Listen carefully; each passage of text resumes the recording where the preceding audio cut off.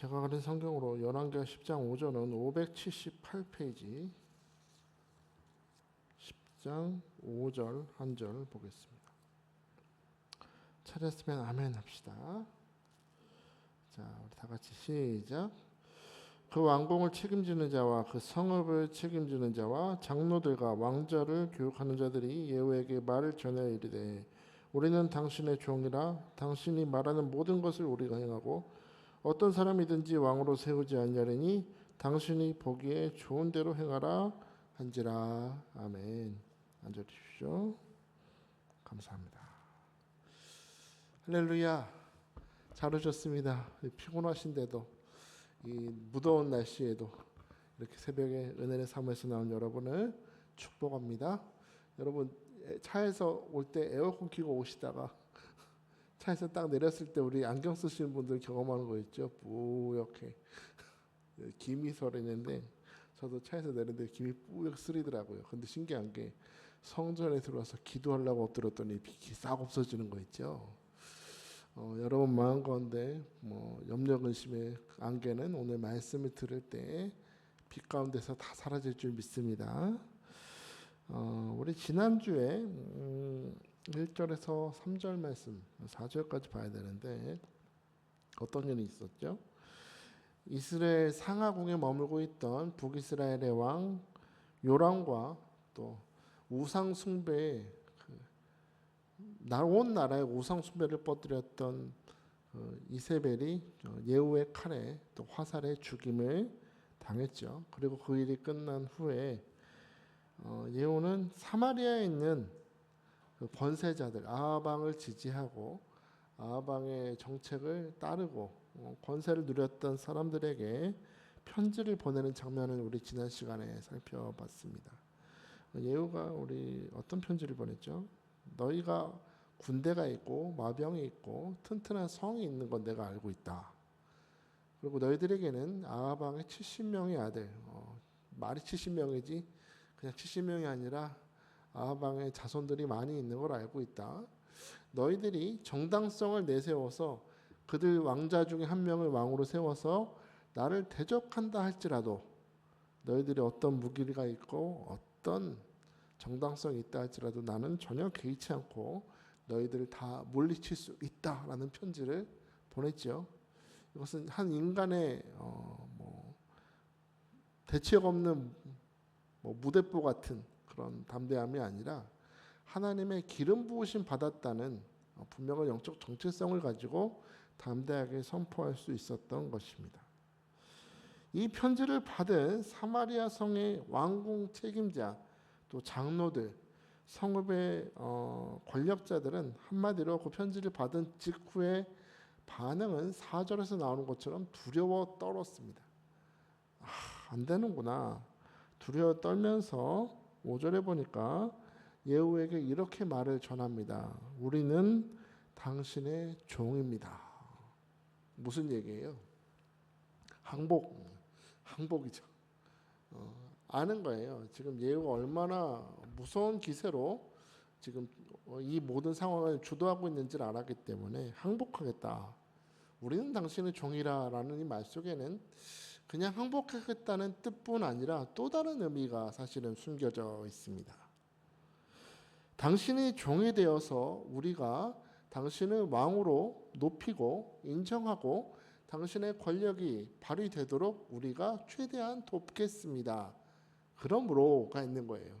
우리는 당신의 종이라는 말 속에는 그러므로 당신도 우리의 왕으로서 우리의 생명과 권력을 보장하십시오 라는 뜻이죠. 그렇죠?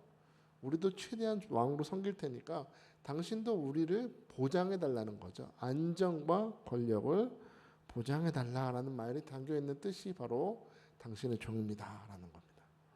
그리고 5절에 보니까 당신의 보기에 좋은 대로 행하라 그래요. 여기 본다는 게 눈으로 본다는 뜻이죠. 우리가 뭔가 당신 우리 김미전 집사님 보실 때 좋은 걸로 하세요. 그러면 눈으로 볼 때 집사님 눈으로 볼 때 좋은 대로 하십시오라는 거죠. 여기서 눈이라는 거는 판단력을 의미합니다. 판단력을 의미하는.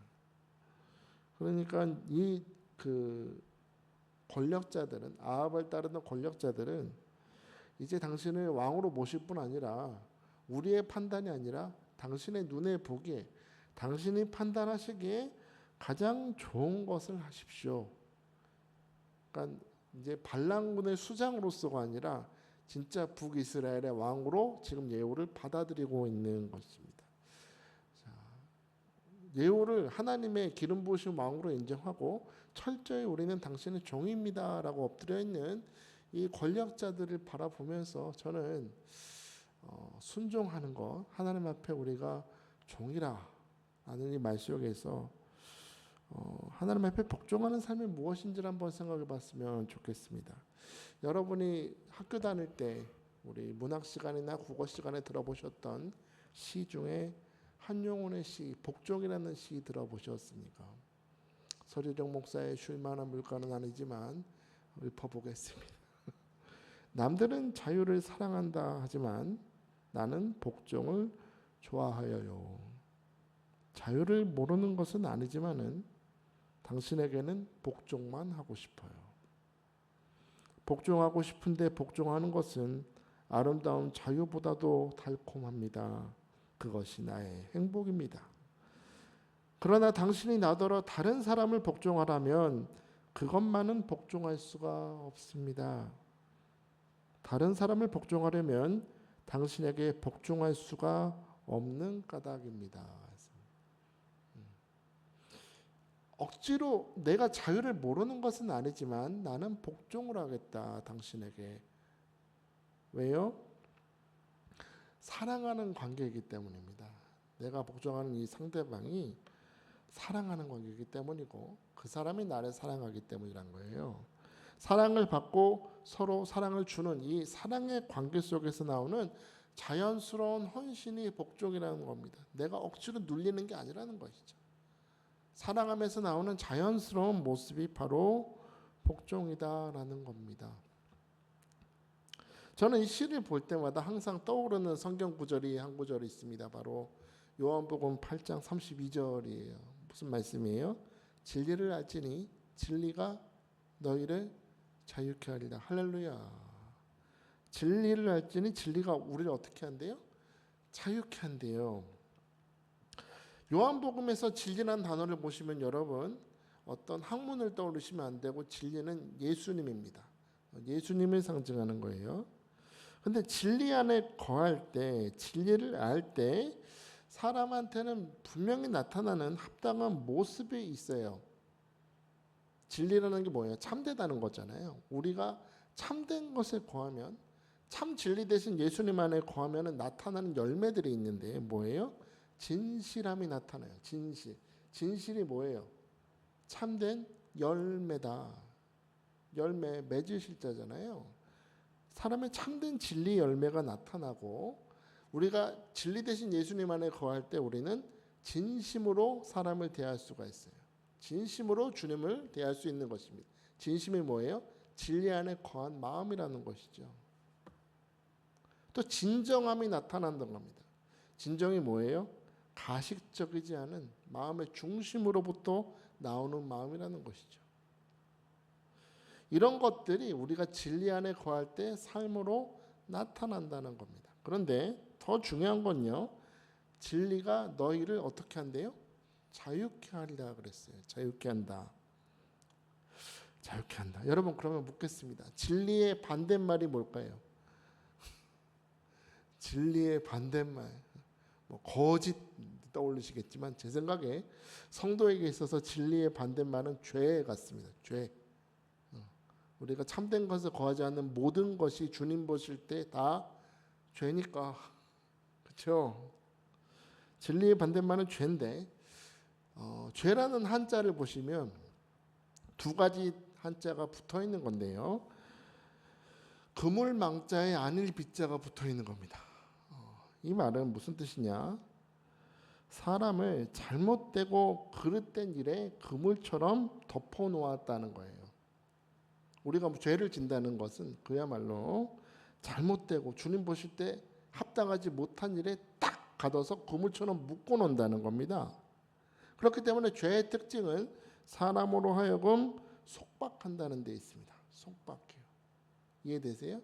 우리가 죄를 딱 짓게 되면 마치 그물 안에 갇혀 있는 물고기와 같이 죄는 우리로부터 자유를 뺏어버리게 하고 우리를 속박한다는 거예요. 근데 여러분 감사한 사실은 뭐예요? 진리가 너희를 자유케 하리라 그랬습니다. 무슨 얘기예요? 진리 대신 예수님이 우리 삶 가운데 오셔서 우리 삶 가운데 행하시는 일은 모든 속박으로부터 우리를 풀어주신다는 겁니다. 풀어주신다. 할렐루야. 풀어주신다. 오늘날을 살아가는 많은 사람들이 속박된 채 살아갑니다. 생각이 여전히 속박돼 있어요. 요즘 막 인터넷 보면은 막 여러 가지 인문학 강의들이 있잖아요. 여러분이 잘 아시는 뭐 김창호 씨도 보면 그 사람들의 고민을 들어주죠. 우리 법륜스님도 증문즉설 들어주시던데요. 다 이렇게 어떤 인생의 고민들 여러 가지 사연들을 들어보면 그 근본에 가면 잘못된 생각이 있는 경우가 너무나 많습니다. 과거에 받았던 상처들, 과거에 겪었던 여러 가지 그런 기억들 탁 속박이 되어서 오늘을 살지 못하는 겁니다. 2025년 8월 6일인데 8월 6일을 살지 못하고 그 과거의 상처에 다 속박돼 살아가는 그뿐만이 아닙니다. 하나님께서 오늘이라는 우리에게 선물을 주셨어요. 오늘이 프레젠트죠. 선물이잖아요. 오늘을 살지 못하고 여전히 미래를 두려워하면서 염려하면서 여전히 두려운 가운데 다 속박되어 산다는 겁니다. 근데 그때 우리 주 예수님이 하시는 일이 뭐예요? 진리가 너희를 자유케 하리라. 할렐루야. 8장 32절이라는 이 말씀은 오늘 성도된 우리의 삶에 활동한다는 것입니다. 활동해요. 그 마음에 거짓이 가득한 사람, 염려가 가득한 사람, 진실되지 못한 사람의 삶에 찾아가셔서 거짓 없이 중심에 진실한 사람으로 바꿔주시고 하나님 앞에 영과 진리로 예배하는 자로 변화시켜 주시고 염려나 근심이 아니라 하나님 앞에 믿음과 확신으로 살아가는 사람으로 풀어주시는 역사를 하신다는 겁니다. 마가복음 6장에 보면 이런 구절이 있어요. 6장 53절에서 54절 보니까 건너가 게네사렛 땅에 이르러 대고 배에서 내리니 사람들이 곧 예수신 줄 알고라고 합니다. 이 구절이 어떤 구절이냐면 이 게네사렛 땅에 도착하시기 전에 제자들이 풍랑 속에서 고생하는 장면이 나와요. 열심히 노려줘도 바람과 파도를 이기지 못할 때 예수님께서 그 바다를 걸어서 뛴 것도 아니에요. 걸어가셔서 사람이 무리를 걸으려면 110km로 발을 걸어야 된다는데 그럼 예수님은 110km로 걸어오셨나? 그건 아니겠죠. 천천히 걸어서 제자들이 구하러 오셨는데 그 예수님을 보고 제자들이 뭐라고 합니까? 귀신이다, 유령이다 하면서 더더더들 떨잖아요. 아니 그렇게 오래 예수님 옆에 같이 다니면서 같이 밥도 먹고 같이 기적도 베풀고 병자들이 치유되고 귀신이 쫓겨나가는 이런 기적들을 코앞에서 본 사람들이 그 예수님을 보고도 귀신이다라는 겁니다. 예수님은 제대로 알아보지 못했다는 겁니다. 그런데 오늘 6장 53절 이후를 보면 이 게네사렛 사람들은 예수님이 배에서 내리자마자 예수님이신 줄 알고 그랬어요. 이 제자들 입장에서는 창피한 거예요. 게네사렛 사람들이 언제 예수님 본 적이 있냐고요. 본 적이 없는데도 배에서 내리자마자 예수님이신 줄 알고 저분이면 우리를 구원하실 수 있다라는 확신을 가지고 행동을 하는데 마가복음 6장 55절에서 56절 보니까 그 온 지방으로 돌아다니며 예수께서 어디 계시다는 말을 듣는 대로 병든 자를 침상째로 메고 나오니 아무데나 예수께서 들어가시는 지방이나 도시나 마을에서 병자를 시장에 두고 예수께 그의 옷가에라도 손을 대게 하시기를 간구하니 손을 대는 자는 다 성함을 얻으니라 했습니다. 이들은 예수님을 알아볼 뿐만 아니라 주변의 사람들 다 돌아다니면서 병자들을 다 주님께 데려간 거예요. 손 좀 대주십시오 주님. 소문을 듣지 않은 예수님 당신은 병자를 치유하고 귀신이 쫓겨나가고 눈먼 자고 눈을 뜨는 역사가 나타난다 했으니 손이라도 대달라고 믿음으로 나아가니까 손을 대는 자는 다 성함을 얻었다. 다 성함을 얻었다는 말은 구원을 얻고 구원의 상태가 유지된다라는 거예요.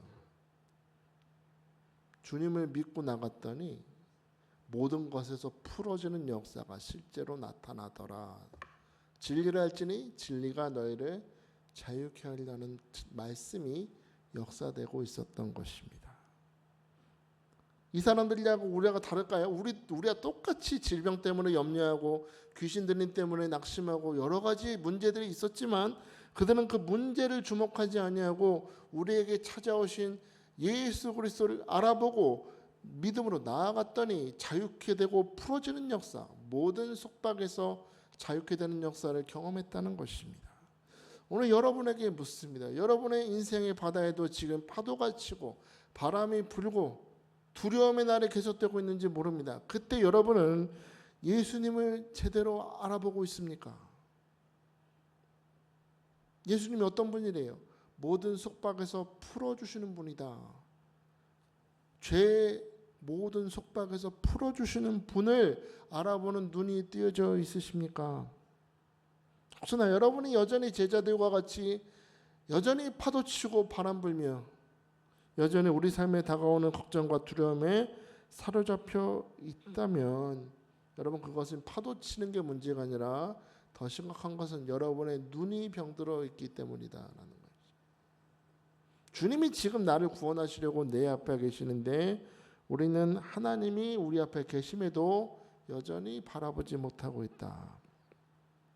의심과 염려가 우리 삶에 역사하지 못하는 것, 역사하는 것은 우리가 막을 수는 없지만 여러분 부탁드립니다. 오더라도 둥지를 짓게 하지 마시기를 부탁합니다. 새는 날아다닐 수 있어요.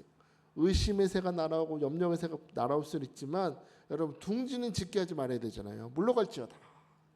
물러가야 돼요. 뿌리 내리지 못하도록 하시기를 부탁해요. 자, 그러면 이렇게 우리가 풀어주시는 예수님, 모든 죄의 속박에서 풀어주시는 예수님, 그 주님을 바라보지 못하는 그런 우리에게 오늘 하나님이 행하시는 일은 무엇일까요? 우리가 성경을 좀 찾아보고 싶은데 우리 창세기 15장을 좀 봅시다. 같이 찾아요. 창세기 15장을 좀 볼게요. 새벽이니까 성경을 좀 봐요. 15장 1절에서 5절을 좀 보겠습니다. 16페이지예요. 16페이지. 16페이지. 자, 시작. 이후에 여호와의 말씀이 환상 중에 아브라함에게 임하여 이르시되 아브라함아 두려워하지 말라. 나는 내 방패요 너의 지극히 큰 상급이니라. 아브라함이 이르되 주 여호와여 무엇을 내게 주시려 하나이까? 나는 자식이 없사오니 나의 상속자는 이 다메섹 사람 엘리에셀이니이다. 아브라함이 또 이르되 주께서 내게 씨를 주지 아니하셨으니 내 집에서 길린 자가 내 상속자가 될 것이니이다. 여호와의 말씀이 그에게 임하여 이르시되 그 사람이 내 상속자가 아니라 내 몸에서 날 자가 내 상속자가 되리라 하시고 그를 이끌고 밖으로 나가 이르시되 하늘을 우러러 무별을 셀 수 있나 보라. 또 그에게 이르시되 내 자손이 이와 같으리라. 아멘. 잘 읽으셨습니다. 자식을 얻지 못해서 나이는 먹어가고 아내는 여성으로서 생리가 끊어지고 도저히 아들을 낳을 수 없는 이 기가 막힌 상황, 염려와 근심 가운데 하나님을 믿지 못하는 불신 가운데 지금 장막에 앉아있는 아브라함을 우리 여호와 하나님께서 찾아가십니다. 찾아가셨을 때 아브라함이 하는 반응은 이르되 여호와여 주시지 않았습니다. 내게 씨를 주지 않으셨습니다. 또 이르되 내 후 상속자는 내가 충성되게 생긴 엘리에셀이 될 것입니다.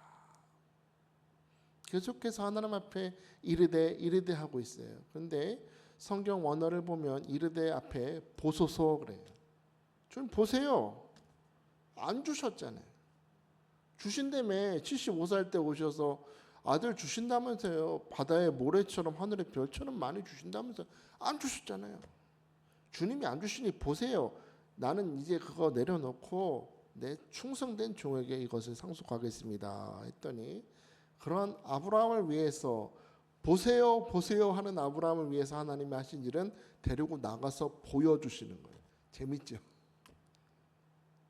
이것 보세요. 안 되는 걸 바라보고 있는 아브라함을 하나님이 찾아가셔서 하늘을 보라 하십니다. 우린 요즘 별 볼 일이 없죠. 하늘을 보면 별이 보이십니까? 별은 안 보이고 캄캄하던데 인생이. 도시야 그렇지만 시골 가보시면 어때요? 밤하늘 보면은 긴가루 뿌르는 것처럼 푸옇게 은하수도 보이죠? 요즘에야 도시라서 그런 게 잘 안 보이지만 아브라함이 살던 3000년 전은 얼마나 날씨가 맑았을까? 미세먼지도 없고 날씨 맑았을 거 아니에요. 하늘에 푸옇게 가득 차 있는 그런 별들을 보여주시면서 하나님이 다시 한번 말씀하시는 겁니다. 너의 자손이 이와 같으리라. 두려워하지 마라. 나는 너의 큰 상급이고 너의 인생에 방패라는 걸 잊지 말아라. 주님은 그의 의심과 두려움과 불신 속에 찾아가셔서 지금 아브라함을 계속 설득하고 계시죠. 아니야, 나는 능력이 없는 하나님이 아니라 전능한 하나님이다. 나는 너의 큰 상급이다. 너의 후손은 이 종이 아니라 너의 몸에서 나올 이삭이 될 것이고 그 아들은 저 하늘의 별처럼 많아질 거야. 불신 속에 빠져있는 아브라함을 계속해서 설득하세요. 그리고 그 결과로 6절이 이렇게 말씀을 하죠. 15장 6절 보니까 아브라함이 여호와를 믿으니 여호와께서 이를 그의 의로 여기시고. 우리는 믿음하면 내가 뭔가 하나님 앞에 결단하고 작정하는 것이 믿음이라고 생각하죠. 근데 오늘 말씀을 보니까 여기 15장 1절 6절 말씀을 보니까 나의 믿음은 불신과 염려와 낙심 가운데 빠져있는 나를 하나님이 찾아오셔서 설득하신 결과로 나타난 은혜가 믿음이지, 내가 결단해서 믿음이 생기는 게 아니라고요. 나의 믿음은 언제나 흔들려요. 내 결심은 언제나 흔들리게 돼 있어요. 그런데 오늘 여러분이 피곤하고 염려되고 낙심되는 인생을 살면서도 이 자리에 나와서 하나님 앞에 부르실 수 있는 이유는 하나님의 은혜인 줄 믿으시기 바랍니다. 오늘 우리가 읽은 이 10장 5절 말씀 어찌 보면 우리의 삶에 아무 상관없는 말씀처럼 보입니다. 그러나 오늘 이 사마리아 성에 있는 사람들은 우리에게 중요한 인사이트를 주는 거죠. 우리는 당신의 종입니다. 당신의 눈에 보기 좋은 대로 행하소서. 우리가 하나님 앞에 그렇게 엎드릴 때 하나님은 그저 왕으로서 군림하시는 분이 아니라 우리에게 참 진리를 주시는 분으로서 모든 것을 풀어주시고, 오늘도 인생의 두려움과 낙심 가운데 염려하며 살아가는 우리에게 찾아오셔서 하나님의 크신 계획과 우리에게 베푸신 큰 상급을 보여주시는 참되신 주요 왕으로서 우리를 찾아오신다는 것입니다. 그러므로 사랑하는 여러분, 오늘 부탁드리기는 오늘 여러분의 힘과 능력으로 살려고, 여러분의 노력으로, 여러분의 방법으로 살아가렸던 모든 것을 내려놓고 오늘 나라 찾아오신 주님 앞에 우리도 주여 우리는 당신의 종입니다. 주님 눈에 보시기 좋은 대로 내 삶에 행하여 주옵소서.